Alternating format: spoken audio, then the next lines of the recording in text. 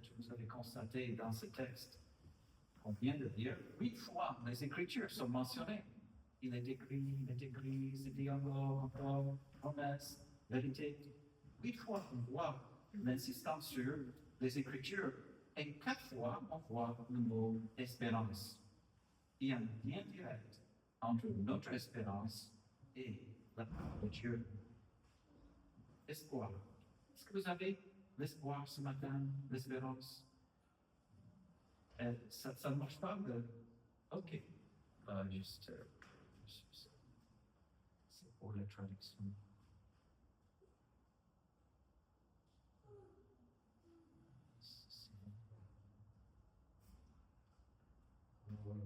En principe, est-ce que vous avez tous utilisé le lien? Ça marche ou ça ne marche pas pour ceux qui essaient? Ok, il faut utiliser ce lien-là. C'est ce code. Il semble que ça marche.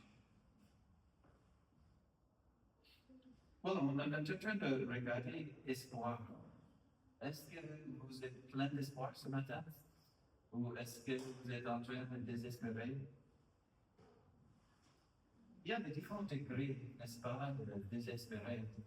Il y a un moment donné où on est face à une difficulté et on ne sait pas quoi faire. Alors, ça, c'est le niveau de ne pas avoir l'espoir, on ne sait pas quoi faire.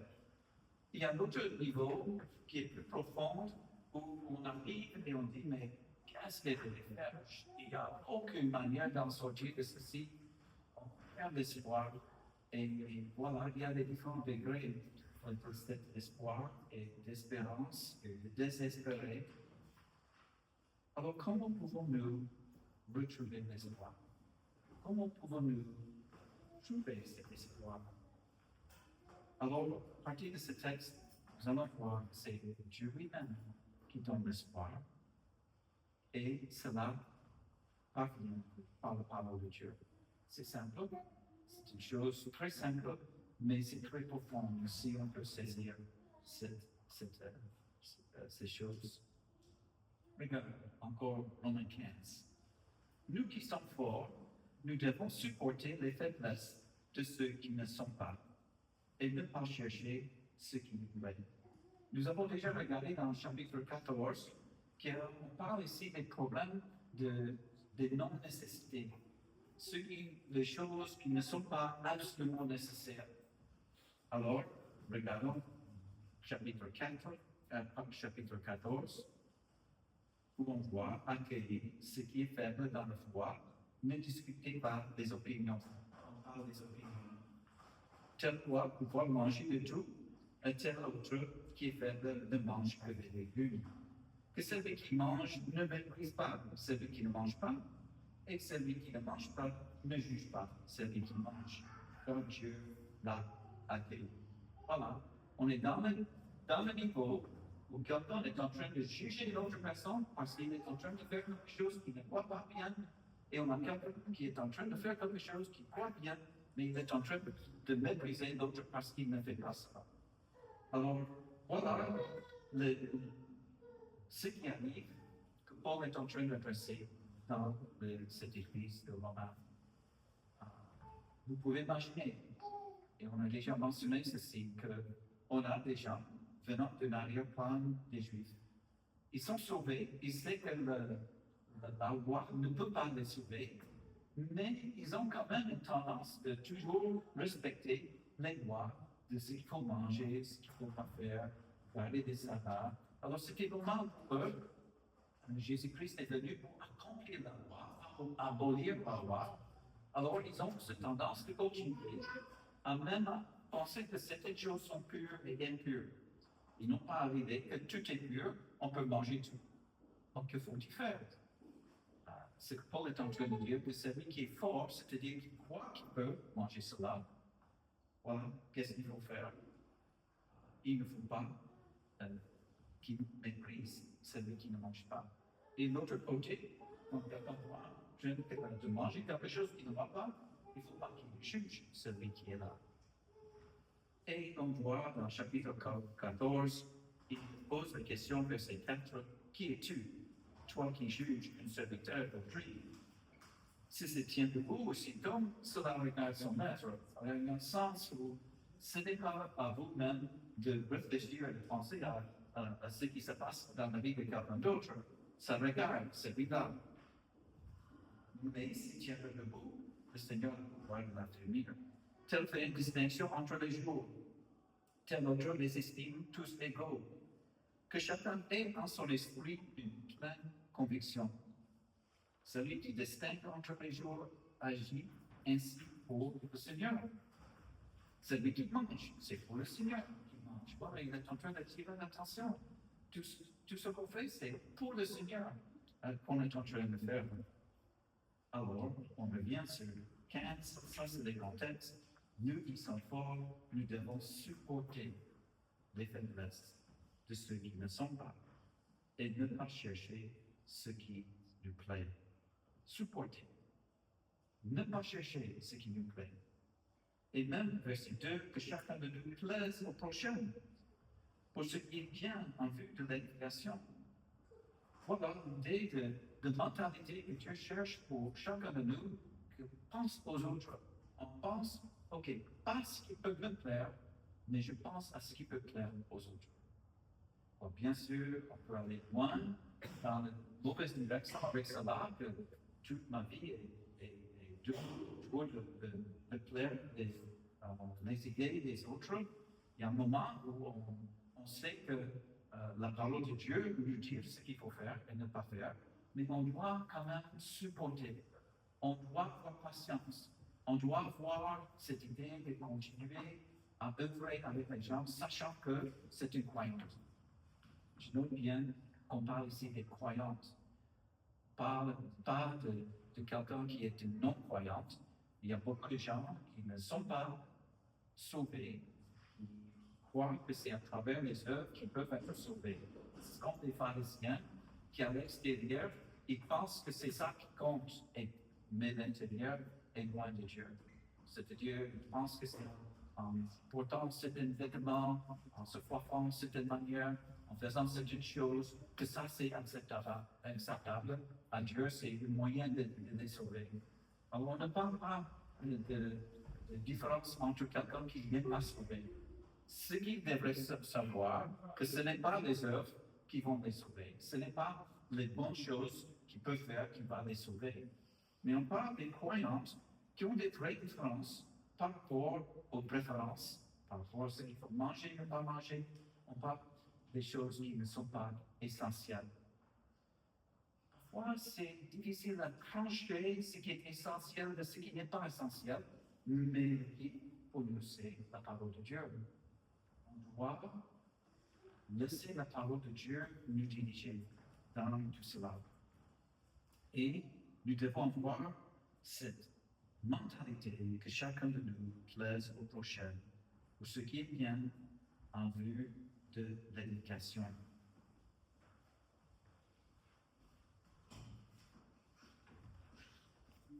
Voilà, ça s'agit des choses de conscience. La parole de Dieu est en train de nous montrer qu'il y a possibilité pour les croyants d'avoir une différence d'opinion sur certaines choses. Alors, que faut-il faire quand ça ne s'agit pas d'une doctrine, mais d'une chose où les gens sont en train d'avoir des différences? Voici l'attitude que chacun cherche à faire au prochain. Quand vous voyez ce mot prochain, vous pensez à quoi?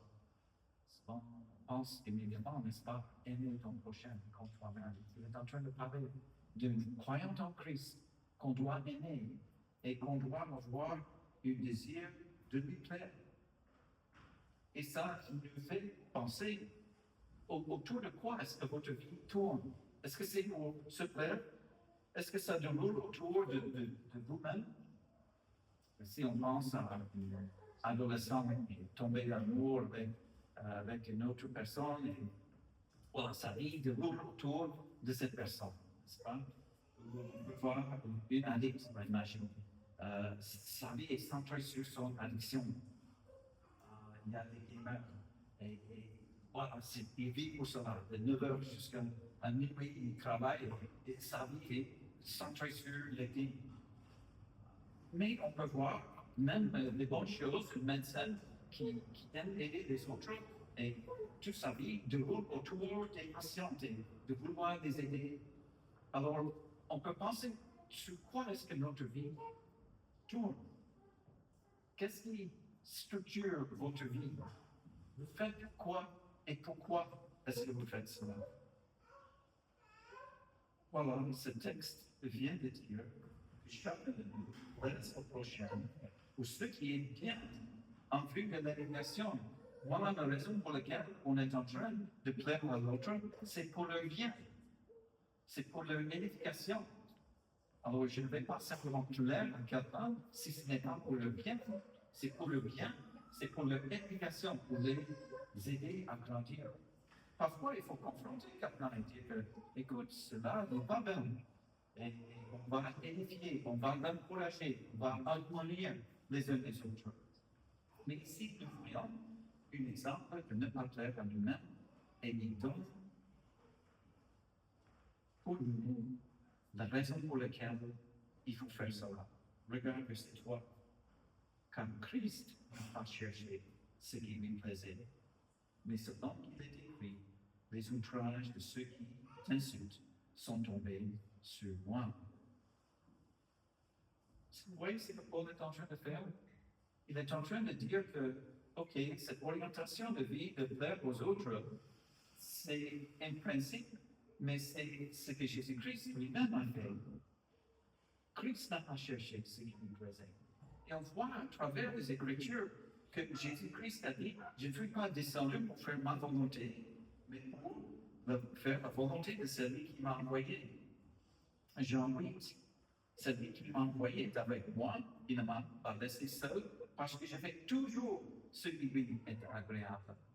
Il y avait toujours dans sa pensée de Jésus-Christ, en tant que l'incarnation de Dieu, en tant qu'un homme qui vivait réellement ici sur la terre, de faire toujours ce que Dieu a voulu. Dieu le Père l'a voulu. Jean 12, 27, maintenant mon âme est troublée, que dirais-je? Père, délivre-moi de cette heure. Mais c'est pour cela que je suis venu jusqu'à cette heure. Voilà le désir de plaire au Père, de faire ce que le Père a voulu. Et volontairement, il a donné sa vie pour nous. Marc 10, 47, 45. Le Fils de l'homme est venu non pour être servi, mais pour servir et donner sa vie comme la rançon de beaucoup. Voilà l'exemple qu'on a. Jésus-Christ. Et il cite ici le psaume 69 en train de, qui dit les outrages de ceux qui t'insultent sont tombés sur moi. Vous pouvez choisir beaucoup de textes, mais en pensant à ce texte particulièrement, il est en train de démontrer que Jésus-Christ, quand il était outragé, c'était des outrages que les gens faisaient contre Dieu, Dieu le Père. Et lui, il a subi cela.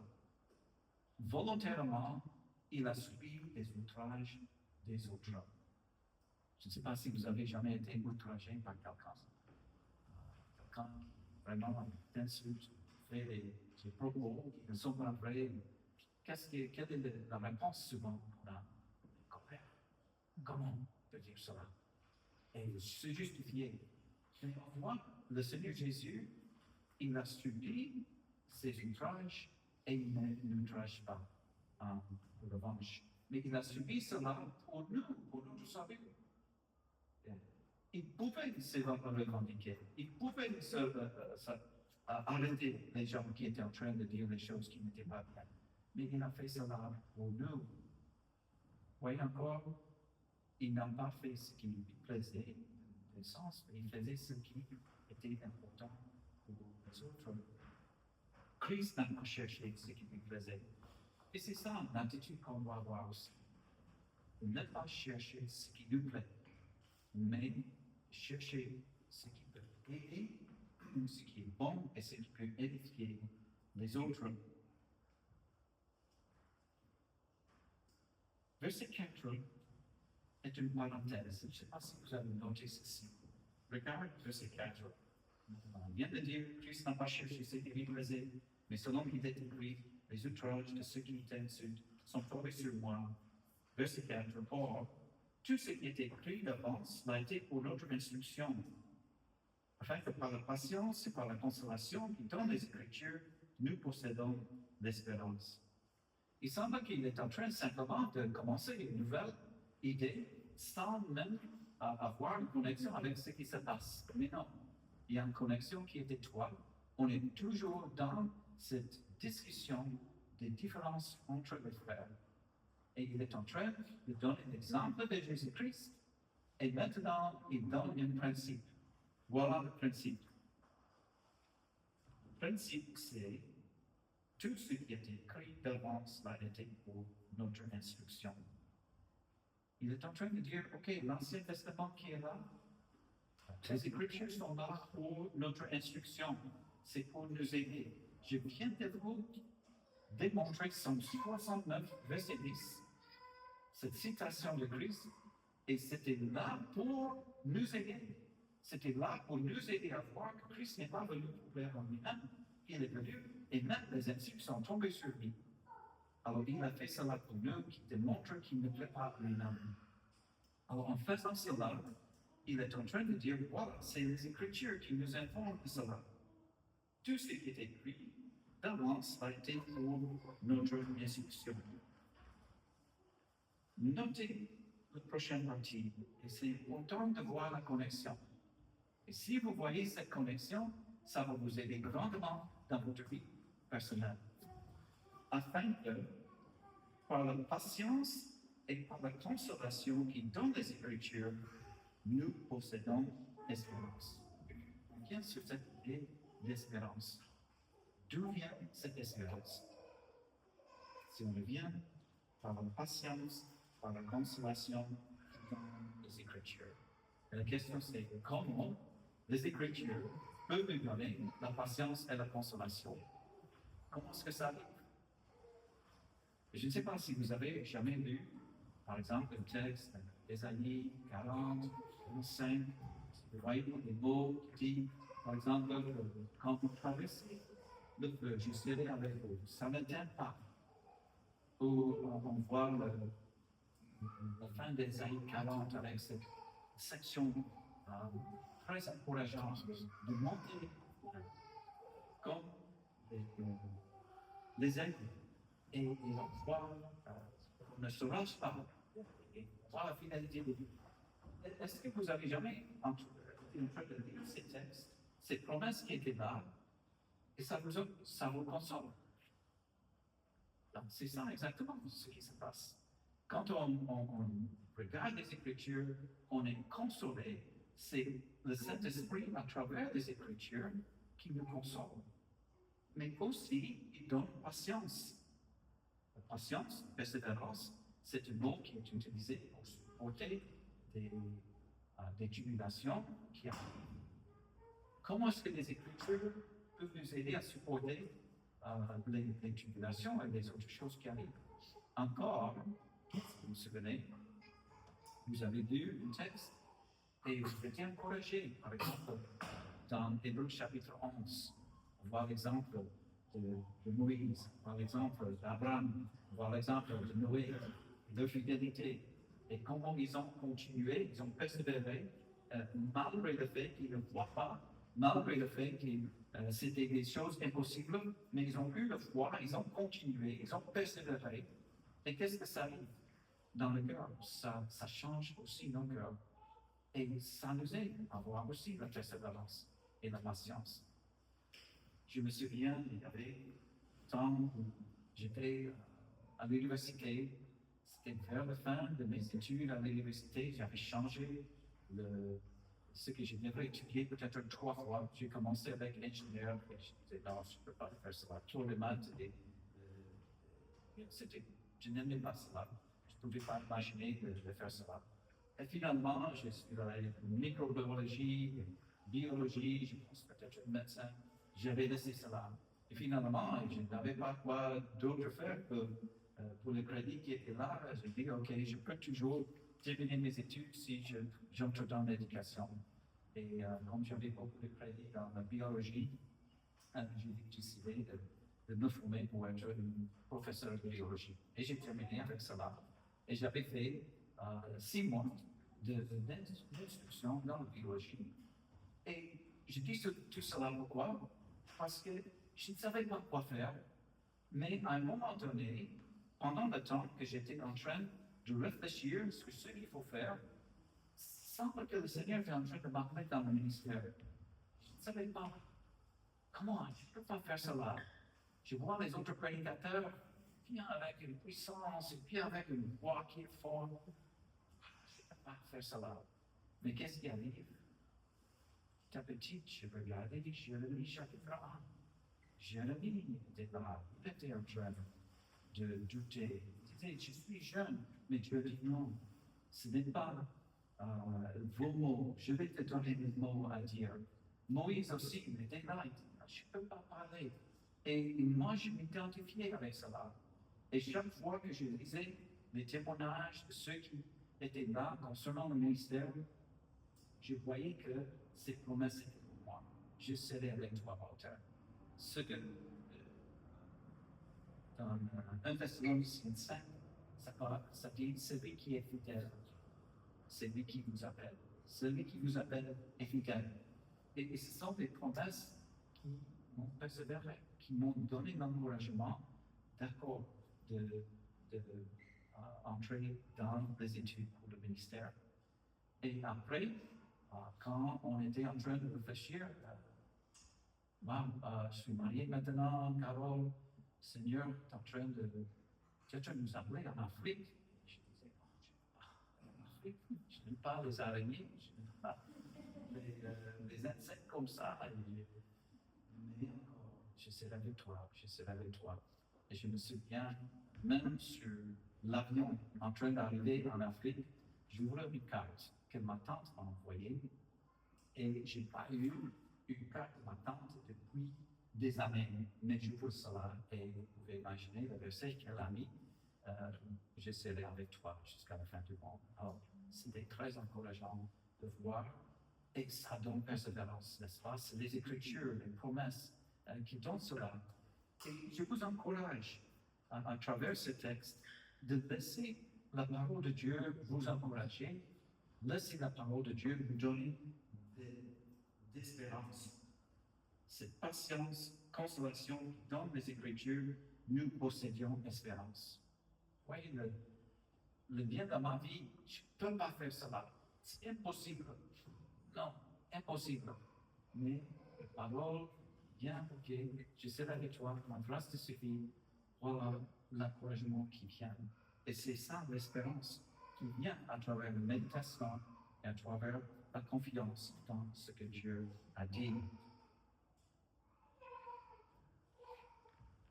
Et dans ce contexte des frères qui sont en train de juger les uns les autres, mépriser les uns les autres, c'est pas facile. Et peut-être vous avez rencontré cela aussi, un frère, une sœur avec lequel vous avez des différences. Et c'est difficile quand même. Mais qu'est-ce qui va vous aider à suivre ce que Dieu est en train de dire dans ce texte, de supporter les faiblesses, de ne pas chercher ce qui vous plaît, mais de plaire à ton prochain. Voilà, c'est encore les Écritures. Les Écritures qui nous encouragent à aimer les uns les autres. Les Écritures qui nous disent d'accueillir les uns les autres. Et au milieu de cette parenthèse, verset 5, il est en train de vouloir utiliser cela pour aider les gens qui ont des différends, qui ont des difficultés. Je ne sais pas si vous avez arrivé d'avoir une difficulté avec les croyances sur quelque chose. Parfois, on peut même avoir sur le côté l'esprit trop critique. Je ne sais pas si c'est arrivé chez vous. De ne pas voir nos propres fautes, mais de simplement regarder les faiblesses des autres. Je me souviens, il y avait un temps dans la vie de Carl et moi, en tant que croyants, en train de grandir dans la foi. Et quand on vient à la maison après le culte, souvent on avait la tendance de critiquer, de dire, ah, tu as vu ce qu'il a fait, tu as vu cela, ah, la prédication c'était bon, mais on avait des esprits toujours de critiquer, toujours de voir le sens que, voilà, mais c'est pas ça. Euh, il faut, oui, il n'y a pas de problème de critiquer. J'accepte les gens qui viennent disent voilà, c'est pas bien, peut-être qu'on peut faire différemment cela. Ça, c'est très important. Mais d'avoir toujours cet esprit qui regarde les défauts des autres, mais qui ne regarde pas nos propres défauts. Demandez à Dieu de vous aider. Demandez à Dieu de vous aider aussi à prier pour celui que vous voyez qui n'est pas prêt de faire ce que tu penses. Est-ce que vous avez même prié pour lui? Est-ce que vous avez eu l'occasion de prier pour celui-là? Et parfois, oui, tu veux confronter quelque chose. Oui, confronte, mais avec la grâce et avec l'humilité, avec la miséricorde, c'est important. Et voilà, manifester une patience envers les uns les autres. Je crois que c'est ça ce que Paul est en train de dire. Patientez avec les gens. Ayez miséricorde. Soyez miséricordieux. Confronte le péché, oui. Mais quand ça s'agit des choses qui sont des différences, voilà. Ayez cet esprit de ne pas plaire à vous-même, mais de plaire à celui qui est là. Et il dit, verset 5, alors, que le Dieu de la persévérance. J'aime beaucoup cette phrase, le Dieu de la persévérance. C'est lui qui donne cela, c'est lui qui persévère. Que le Dieu de la persévérance et de la consolation vous donne d'avoir les mêmes sentiments envers les uns les autres, selon Jésus-Christ. Vous voyez, il est en train de dire, c'est des Écritures, à travers cela, qu'on peut avoir espérance, et maintenant que le Seigneur vous aide dans ce domaine, avoir espérance, surtout dans ce problème entre les croyants. Selon Christ, il a dit, toujours en se souvenant de ce que Jésus-Christ a fait pour nous. Voilà. Voyons verset 6. Afin que tous ensemble, d'une seule bouche, glorifier Dieu le Père, le Dieu et Père de notre Seigneur Jésus-Christ. Voir ces mêmes sentiments et tout cela, afin c'est pour la gloire de Dieu. Toujours dans la pensée, je veux glorifier Dieu à travers ce que je fais. Verset 7, c'est une conclusion. Accueillez-vous donc les uns les autres comme Christ vous a accueillis, pour la gloire de Dieu. La gloire de Dieu, c'est ce qu'on cherche. Christ vous a accueillis, mais faites la même chose avec les autres. Vous savez, Christ vous a accueillis. Christ vous a accueillis en tant que pécheur, encore que quelqu'un qui était loin, aveuglé, mort dans vos péchés. Et vous avez cru dans son Fils, il vous a accueillis. Et nous devons faire la même chose avec les croyantes. Accueillir les uns les autres. La dernière partie de ce texte est une illustration encore de ces différentes étapes pour retrouver l'espérance. Le fait que c'est Dieu qui donne cette espérance, le fait que c'est à travers les Écritures, le fait que c'est Jésus-Christ lui-même, et il va vous donner une persévérance, il va vous donner de consolation pour vous abonder en espérance. Et ce que nous voyons, c'est exactement ce que Paul est en train de dire à cette église de Romains. En train de dire, ok, on a des Juifs, on a des païens, mais Dieu a voulu que les deux peuvent être un dans une église. Et il donne des exemples, verset 8. Je dis en effet que Christ a été serviteur de circoncis pour prouver la véracité de Dieu en confirmant les promesses faites au Père. Ça me fait rappeler que Jésus-Christ est venu pour les Juifs. Il est venu pour les sauver. Mais au même moment, Dieu avait un plan et un programme pour sauver nous, les nations. Il est venu pour confirmer la véracité de Dieu, les promesses. C'était à travers Abraham, à travers Jacob, et éventuellement les descendants de David. Et les promesses ont été faites pendant des années que c'est le Messie qui viendra à travers le livre d'Abraham, à travers le livre de David. Et c'est lui qui est venu pour nous sauver de nos péchés. Mais il dit encore que tu as un programme pour les païens. Et il va citer 4 différents versets pour démontrer cela. Verset 9. Tandis que les païens glorifient Dieu à cause de sa miséricorde. Les païens glorifient Dieu à cause de sa miséricorde. Est-ce qu'on peut répéter ça? Les païens glorifient Dieu à cause de sa miséricorde. Encore, les païens glorifient Dieu à cause de sa miséricorde. Est-ce que vous avez fait cela? Tant que païen, c'est quelqu'un qui n'est pas un juif. Est-ce qu'il y a eu un moment dans votre vie où vous avez glorifié le Dieu pour sa miséricorde? Je suis pécheur, je ne mérite pas le salut. Merci Seigneur pour ta miséricorde qui m'a sauvé. Je te glorifie Seigneur pour ta miséricorde envers moi, ta compassion que tu as eue envers moi. Et vous voyez que c'était le plan de Dieu de sauver les Juifs, mais de sauver aussi les nations. Et il va citer 4 fois cela. Verset 9, c'est pourquoi je te louerai parmi les nations. Je chanterai à la gloire de ton nom. Ça, c'est une référence de Psaume 18. C'est David en train de dire que moi-même, je vais te louer parmi les nations. Au verset 10, on a une citation de Deutéronome 32. Nation, réjouissez-vous avec son peuple. Et après, on a Psaume 116, dans verset 11. Louez l'Éternel, vous toutes les nations, et que tous les peuples le louent. Il est en train de démontrer que depuis l'Ancien Testament, depuis même la promesse à Abraham, en toi, toutes les nations seront bénies. Il est en train de montrer à travers l'Ancien Testament que le peuple juif est venu pour qu'il soit une lumière pour les gentils, pour les païens, et pour qu'ils puissent connaître aussi cet évangile. Et c'est ça ce qui se passe. On voit aussi le dernier verset, dans verset 12, d'une citation vers les aînés. Il paraîtra le rejeton des aînés. Celui qui se lèvera pour commander aux nations, les nations espéreront en lui. Que les païens glorifient Dieu à cause de sa miséricorde.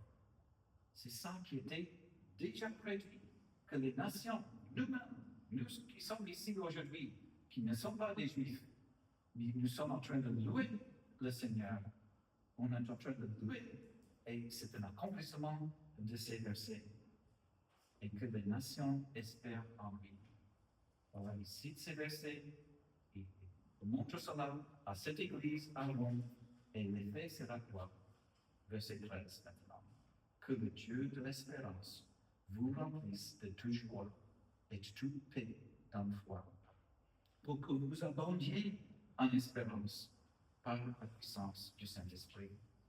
C'est prédit que vous allez espérer dans l'Éternel. Dieu a promis cela. Et maintenant, il dit, mais abondez en cela, en espérance. Abondez. Et il dit que le Seigneur vous remplisse de toute joie, de toute paix dans la foi, pour que vous abondiez en espérance. Alors, il vient sur l'idée d'espérance, et que c'est quelque chose qu'on peut abonder en cela. C'est-à-dire qu'on peut avoir un superflu d'espérance. C'est juste en train de se laisser confiance entière en Dieu. Et tout cela vient, ça vient par la parole de Dieu. Nous devient la dernière phrase, par la puissance du Saint-Esprit. Par la puissance du Saint-Esprit.